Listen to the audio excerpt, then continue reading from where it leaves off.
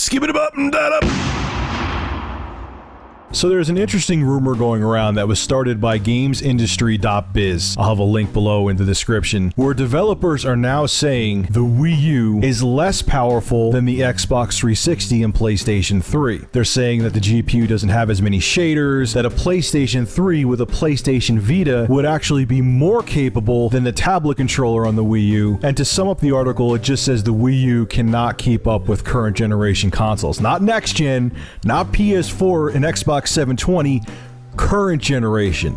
And that's pretty devastating. But if you know anything about specs and technology, you realize this article is a big pile of crap.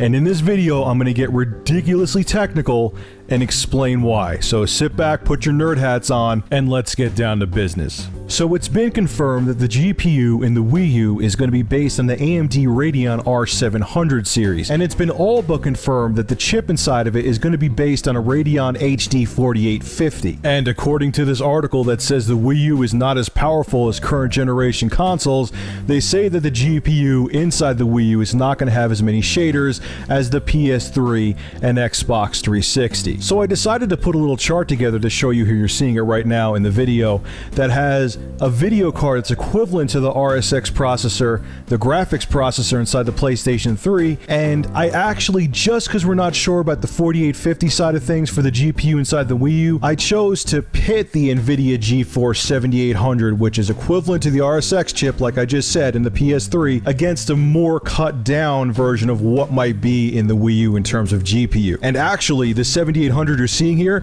may be slightly more powerful than the chipset or the graphics chip inside of the PS3, so I'm maybe giving it a little too much credit. But I somewhat did that on purpose, just because I want to prove my point. So let's take a look at this chart here. Let's compare the NVIDIA GeForce 7800 GTX PCI Edition against the ATI Radeon 4770. And like I said, there is probably going to be a 4850 GPU inside the Wii U. So let's look at specs. Now there's a couple corrections I'm going to have to make with this NVIDIA GeForce 7800. The core clock inside the PlayStation 3's GPU is faster, it's at 550 megahertz, and the memory clock is at 700 megahertz inside the GPU of the PlayStation 3. So it's a little bit slower here. But still, even so, if you look at the core clock of the ATI Radeon 4770, and this is a lower power GPU than that's supposedly supposed to be in the Wii U, it's at 750 megahertz, okay? The memory clock, once again, in the PlayStation 3 is 700 megahertz. In the ATI Radeon HD 4770, which is a slightly cut down version of what's probably going to be in the Wii U, is at 1600 megahertz. Memory bandwidth for the 7800 is 38.4 gigabytes a second. The memory bandwidth inside the ATI Radeon HD 4770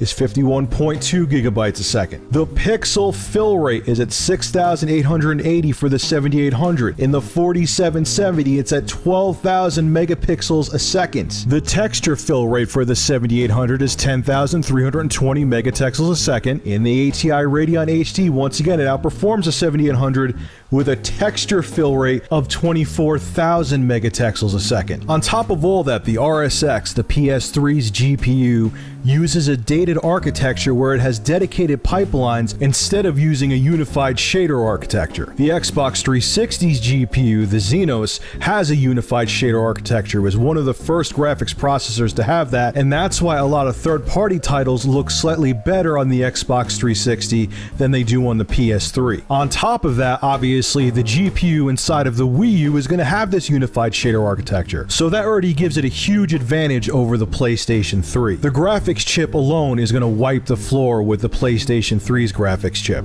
Now let's compare a graphics card which is equivalent to the Xenos GPU in the Xbox 360. At the time of the Xbox 360's release, ATI stated that the Xenos GPU inside of the console is equivalent to an ATI Radeon X1800/X1850, so the video card I have up on the screen is pretty much on the money. The only difference is that the core clock on the Xenos GPU is slower, coming in at 500 megahertz, and the Xbox 360's 512 megabytes of GDDR3 is also slower, coming in at 700 megahertz. The core clock and the memory on the ATI Radeon X1800 XT that's pictured here are faster, with the core clock coming in at 625 megahertz and the memory being clocked at 750 megahertz. So once again, let's compare the Radeon X1800 with the ATI Radeon HD 4770. I will repeat again, more than likely this chip is watered down compared to what will actually be in the Wii U. So the core clock of the Xenos CPU, like I just said, is 500 MHz. Now the core clock of this ATI Radeon HD 4770, which is slightly more anemic than the chip that actually will be in the Wii U, is clocked at 750 MHz. That alone makes the 4770 50% faster than the ATI Radeon X1800 XT. And on top of that, the 4770 is DirectX 10.1 compliant. The Xenos CPU in the Xbox 360 and the ATI Radeon X1800 pictured here are only DirectX 9.0C compliant. So that alone makes the R700 series GPU that will be in the upcoming Wii U much more powerful than the current generation. Let's continue. Now the Xbox 360 has 512 megabytes of shared GDDR3 memory. Both the main processor and the graphics processor pull from one pool of memory. That GDDR3 memory, like I said before, is clocked at 700 MHz. The ATI Radeon HD 4770 that I have pictured here that represents the Wii U is clocked at 1600 MHz. So not only is the memory in the ATI HD 4770 over double the speed of the memory in the Xenos GPU in the 360, the 4770 also has GDDR5 memory as opposed to GDDR3. GDDR5 is the memory that all current generation video cards and computers use, and to make a long story short, GDDR5 is much faster than GDDR3, and the Wii U's graphics processor is going to use GDDR5, giving it another advantage over the Xbox 360 and PlayStation 3. The pixel fill rate of the ATI Radeon X1800 is 10,000 megapixels per second, and the pixel fill rate of the ATI Radeon HD 4770, the chip that's equivalent to what will be in the Wii U, is 12,000 megapixels a second. The texture fill rate for the ATI Radeon X1800, once again this is equivalent to the Xenos GPU in the Xbox 360, is 10,000 megatexels a second. The ATI Radeon HD 4770, I know I sound like a broken record, this is the GPU that's equivalent to what will be in the Wii U, has a texture fill rate of 24,000 megatexels a second. That's over double the performance. Again, just like when we compared the RSX GPU in the PlayStation 3 to the potential GPU in the Wii U. And keep in mind, the ATI Radeon HD 4770 is probably watered down compared to what will be in the Wii U. The HD 4770 absolutely dominates the Xenos GPU inside the Xbox 360. Now let's move on and compare the main processors in the Xbox 360 and PlayStation 3 to the CPU or main processor that will be in the Wii U.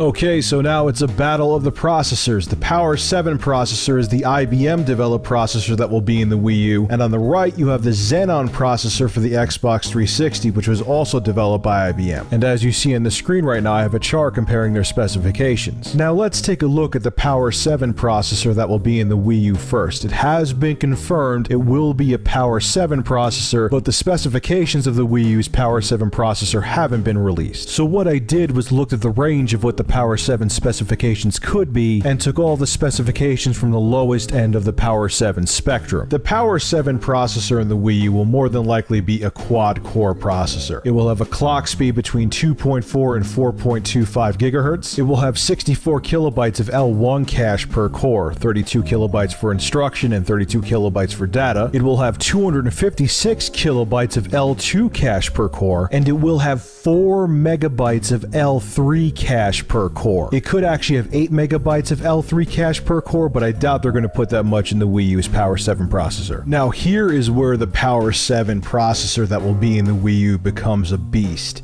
Each core can handle 4 threads of code at once. That means the Wii U processor will be able to handle 16 threads of code simultaneously. That is insane. Hell, if you have a quad-core Intel Core i7 processor, it can only handle 8 threads of code at once. So Nintendo isn't screwing around when it comes to their CPU in the Wii U. Now let's take a look at the Xenon CPU in the Xbox 360. This is a triple-core processor which has a clock rate of 3.2 gigahertz. It has 64 kilobytes of L1 cache per core, 32 kilobytes for data and 32 kilobytes for instruction, and it has a measly 1 megabyte of L2 cache, and that's not per core, that's for the whole processor. On top of that, the 3 cores in the CPU of the Xbox 360 can only handle 6 threads of code at once. That equates to 2 threads of code per core. So let's compare, shall we? The Power 7 CPU in the Wii U is going to have at least 16 megabytes of L3 cache. The Xenon CPU in the Xbox 360 doesn't even have L3 cache in it. The Power 7 CPU, like I said before, is going to be able to handle 16 threads of code at once. The Xenon CPU in the Xbox 360 can only handle 6 threads of code at once. You don't have to be a rocket scientist to realize which processor is more powerful. Now let's compare the Power 7 CPU to the Cell processor in the PlayStation 3.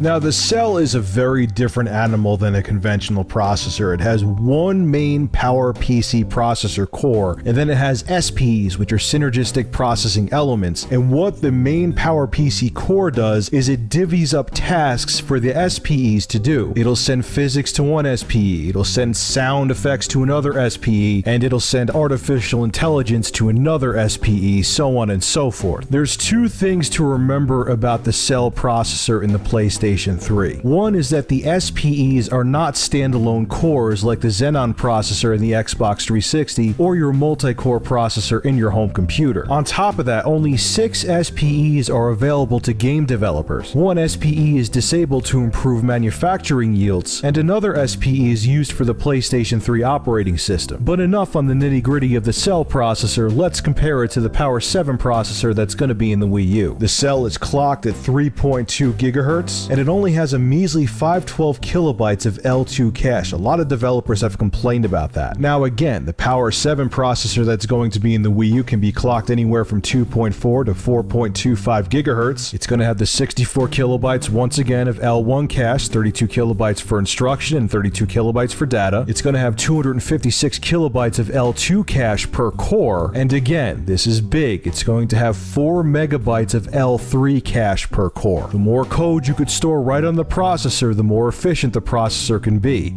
That's why cache is so important. Then on top of that, compared to the convoluted setup of the Cell processor, the Power 7 processor is going to have 4 fully functioning independent cores, and each core can handle 4 threads of code. That adds up to 16 simultaneous threads of code that could run at a time on the Power 7 processor. In contrast, the Cell processor can only handle 6 simultaneous tasks. And due to the fact that the SPEs are not individual cores and rely on the PowerPC element in the Cell, it becomes a huge challenge to program for. And the only developers that utilize what the Cell is truly capable of is first-party developers like Naughty Dog and Guerrilla Games. So once again, even if the Wii U only uses the entry-level quad-core Power 7 processor, its capabilities destroy the Cell processor, hands down. Now let's wrap this video up and I will give you my final thoughts. The reason why I made such a detailed video like this is to make a point. 1, don't believe every rumor that you hear, and 2, it would be a moronic business move and almost impossible for Nintendo to make the Wii U less powerful than the current generation consoles. I mean, hell, if Nintendo went to Nvidia and asked them to use the 8800 GT, which is now a 5-year-old GPU, it would still blow away the graphics processors that are in the Xbox 360 and PlayStation 3, and it's 5 years old and costs next to nothing now. Anyway, ladies and gentlemen,